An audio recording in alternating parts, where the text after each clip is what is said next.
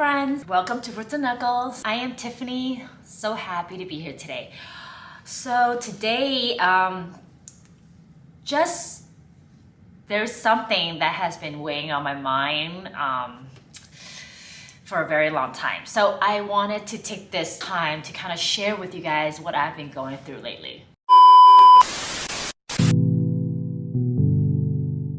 Always been, no matter what I do, it's my family. My family's health, my family, my kids, my husband, they are my number one priority. So the past couple of weeks, I haven't done any videos or I haven't really done any work because I was really focusing, on my family and their needs, and especially, I hurt my hip 2 weeks ago.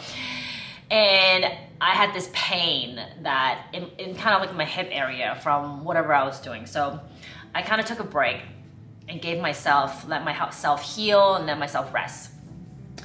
But I wanted to hop on because I wanted to kind of talk to you guys about what has been kind of, weighing on my mind, for a long time. And as parents, you know that your kids are the most important people in your life. And so through this whole pandemic, I felt like it was hard being parents, staying at home parents, taking care of them, having all your kids at home at one point because of the whole stay at home order thing. So, and as parents, you're just trying to survive. You're just really just trying to do it all and just trying to have your career, but take care of your kids and have your house and your home in order. And it's just, at times it can be so overwhelming.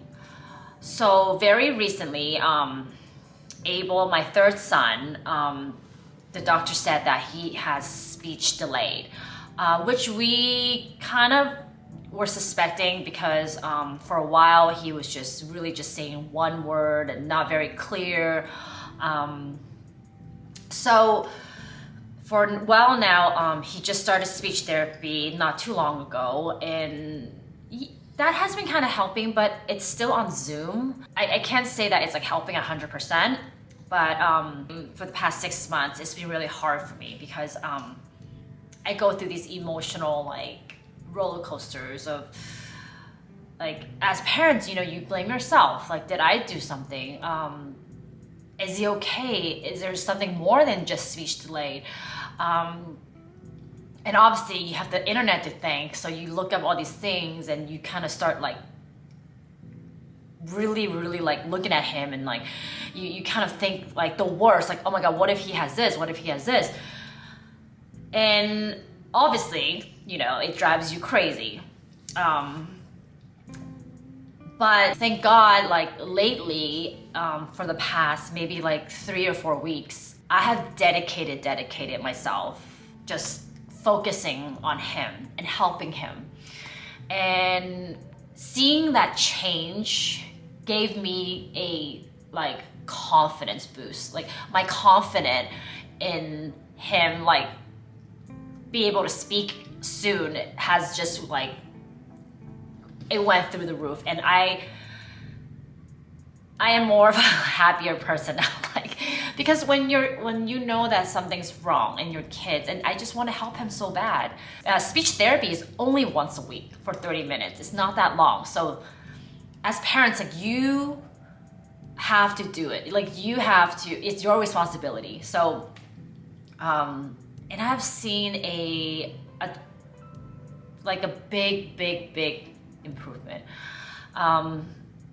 And that made me a lot happier because that has always kind of on my mind, and and me having to work and having with Doug with the restaurant and with the other kids. And I just want to share with you what I have found very helpful. And I think number one, pulling him away from other kids, from my Sadie and Cody, really helped, because a lot of times when you're trying to read a story to them, the two kids will always interrupt because they can speak, they can talk, so everything is fine, right? But for him, like when I ask a question, like, oh, what is this? And I'll point to like a bus. And of course, you know, as kids, they're like, oh, it's a bus, it's a bus. And then he never get the chance to speak, to say what he thinks. And, or maybe if he says something, the kids will be like, no, you know, and it's very discouraging. So I started pulling him away from other kids, or I actually told my 2 kids, like, hey, you know, when mommy and daddy are reading story, try your best, because we are a family, and try not to interrupt and try to give Abel the chance to answer a question. And then they go, okay. So they have been really good. They've been kind of letting him and kind of like helping him, but understanding, like, okay, Abel cannot talk yet, so let's help him as a family. And so that has been very helpful. One thing that I learned from my speech therapist is don't ever tell your kid to say a certain thing, like, hey, Abel, say this, because that gives him a lot of pressure to having to say something. Instead, you want to ask questions like, oh, what do you think this is? And I think the easiest thing is like when you offer something like, do you want a banana or an apple? Like, what do you want? And you kind of give him the chance to answer. Like, if you want something, then you got to say it, but not applying that pressure. So, you know, sometimes like I go through these emotions like, oh God, I hate COVID. I hate this pandemic, because I know so many kids that has to go through speech therapy, which I was raising my 2 kids. I didn't know anybody that had any problems, you know, but now, you know, I know a lot of kids with like delayed in development motor skills, kids that our friends' kids, you know, some of them are not walking yet, and you know, they're delayed, and there's just so many milestones that have been kind of pushed back. And a lot of times as parents, you blame yourself, especially as a mom, you blame yourself, like, what could I have done better? Like, I should have but I go back and forth, and I just realized, you know what, like, we are all doing our best. And once you know, like, how we can do better, we can change. And we are all doing our best. Especially as moms, you are always doing everything you can, and nothing could change that. So I just want to share this very, very personal experience with you, and I hope that it can help other moms if you're watching this and you realize that, because Sadie and Cody, they had no problem with speech or their motor skills or any other milestones. Really, with Abel, I actually didn't really actually realize it until my sister started asking me, because when you're kind of in it, and when you always know what your kids want and need, you don't really think about it. Like, when he wants something, I know exactly what he wants, so I'll just give it to him. So instead of him even trying to ask me, I'll just give it to him already. So a lot of times it's also a third child, when you have a lot of kids, like that can happen too. That's what the doctor told me. You guys are going through something similar to what I'm going through. Don't blame yourself. It's hard. I know how hard it is. You go through these emotional times and phases, and just know that, you know, we're all doing our best, and especially right now, it's the hardest. Let me know in the comment what helped. You know, maybe you guys have already went through this and everything's better again. And I'm always looking for new ideas, and I will link some of the things that I have done that I found that it was very helpful. And I hope you guys will have a healthy year.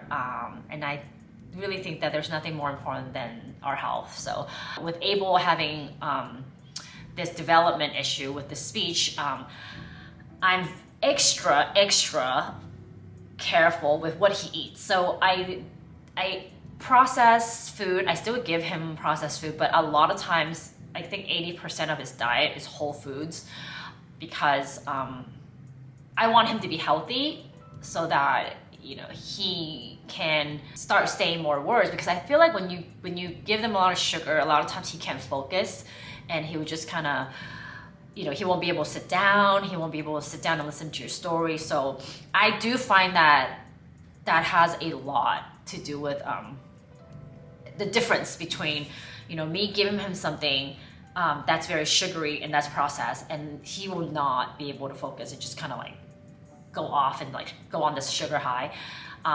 Compared to when I give him something really healthy all day and he's like fine, and he'll sit down and he would go through 10 books and he would just sit down and just read with me and just pay attention to all the pictures and tell me what color this is. And so I have found a drastic improvement.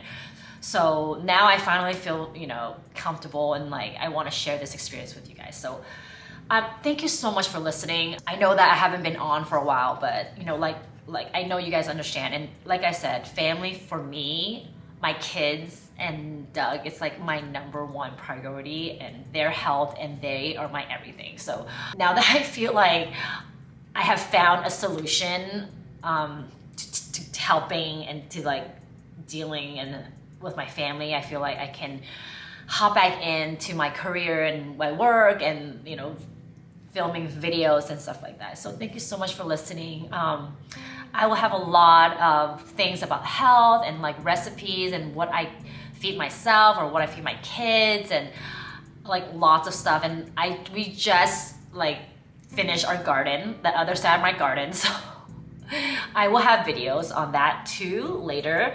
And since it's almost spring, I will be growing a lot of new vegetables and stuff like that. So thank you so much, you guys. I will see you guys next time. Thanks for listening. Bye.